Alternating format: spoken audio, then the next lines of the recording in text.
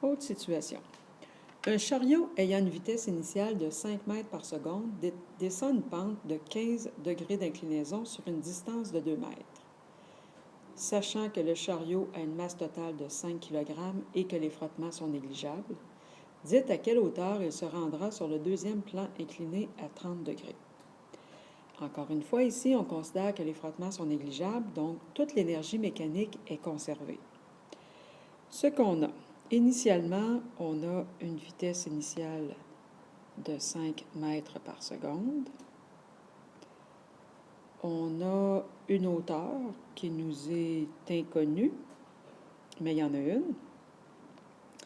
Comment on va faire pour trouver la hauteur? Bien, on a l'angle d'inclinaison, puis on a quand même la distance sur laquelle le chariot descend.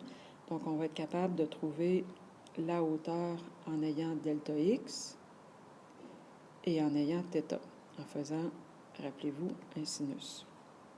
Dans la situation finale, alors c'est le moment où le chariot va être à son point le plus haut, et à son point le plus haut, il va évidemment y avoir une hauteur finale que l'on recherche, mais à ce moment-là, sa vitesse va être nulle. Ça va être le moment où il va s'arrêter.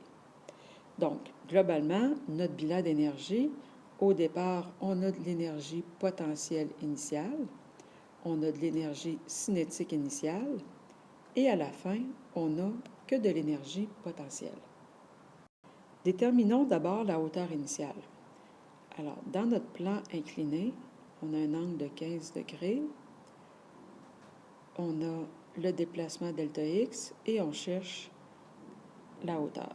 Donc, le sin de θ est égal à la hauteur divisé par delta x, ce qui veut dire que delta x étant de 2 sin de 15 degrés, ça va nous donner notre hauteur initiale. Cette hauteur-là va être d'environ 0,517 mètres. On conserve tous nos chiffres significatifs. Maintenant, si on applique ça dans la formule, on va obtenir, donc on avait dit énergie potentielle initiale plus énergie cinétique initiale est égale à l'énergie potentielle finale. On a donc mghi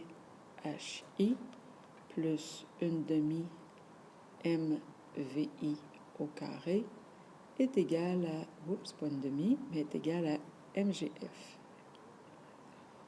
Donc, m, je vais vous écrire, mghf.